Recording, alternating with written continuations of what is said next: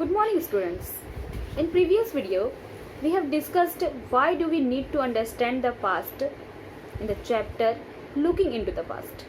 In that video, we have discussed so many things.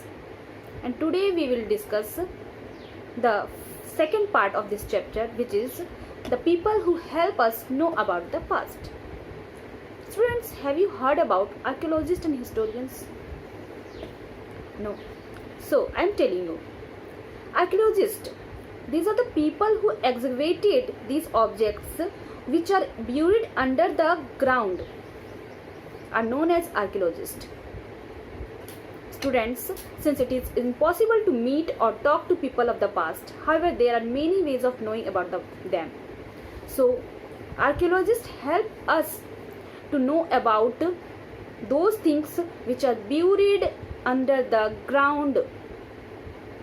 Some objects which are used by the people in earlier times are found buried deep under the ground by these archaeologists. And the process of digging out these objects from the archaeologist is known as excavation. Excavation. Okay. Now, students, who are historians? Historians are people who study history and have done extensive research on the subject. ये वो लोग हुआ करते थे जो history के बारे में एक्सटेंसिव रिसर्च किया करते थे, जो आर्कियोलॉजिस्ट के थ्रू जो भी ऑब्जेक्ट्स जमीन के अंदर से निकाले जाते थे उनके बारे में एक्सटेंसिव रिसर्च करके अपने व्यूज रखा करते थे. They often may write books about the people and events of the past and also make use of information collected by archaeologists in order to understand and explain the past. So students, in your book there are some similarity and difference between archaeologists and historians. Both archaeologists and historians are involved in studying and understanding the past. दोनों का काम हुआ करता था कि past के बारे में स्टडी करना और उनको समझना बेहतर तरीके से. एंड डिफरेंस ये हुआ करता था कि the work of an archaeologist is collecting material evidence about the past.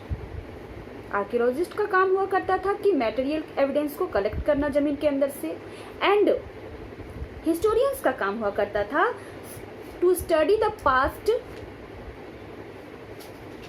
by the help of these interesting evidence. And therefore, during the course of his time, he makes use of material evidence that has been gathered by archaeologists. They also examine primary sources like text, artifacts, other material from the time period. Now students, as we have known that what do you mean by archaeologist and historians.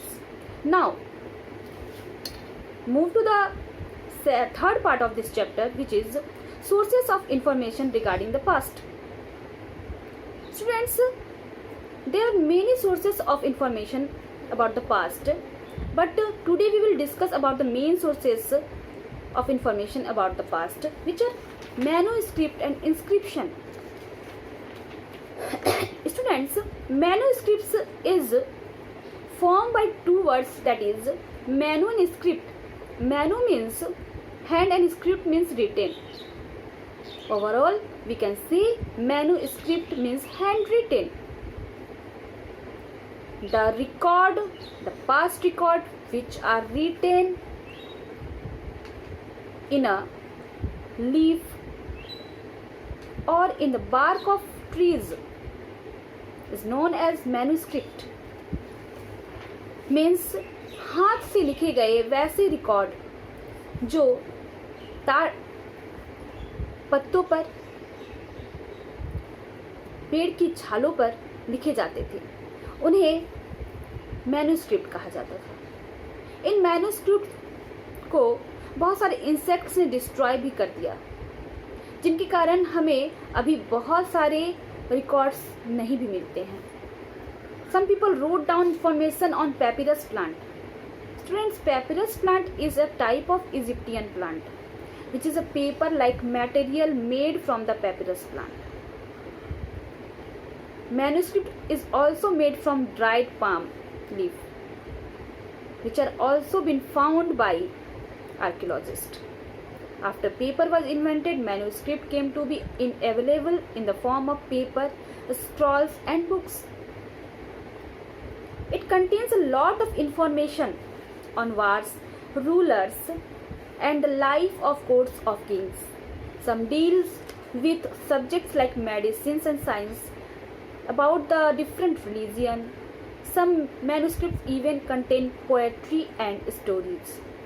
So students, now come to the second source of information about the past, which is inscription. Inscription is also a written record, but it is engraved on a hard surface. Inscription were the written form which engraved on hard surface such as stones or metal. In inscription, orders of kings has been written. Life of people like king, queen and others people has been written. Records of victories in battle has also been depicted in inscriptions. We can take an example of Ashoka's. Ashoka's edicts give a detailed description of his view on Dhamma. Through these edicts, Ashoka spread Buddhism throughout his kingdom. We can know many things, we can gain many knowledge about Ashoka's edicts from these inscriptions. So students, that's all for today's class. We will discuss more. We will know about more source of information about the past in the next class. So that's all for today. Thank you.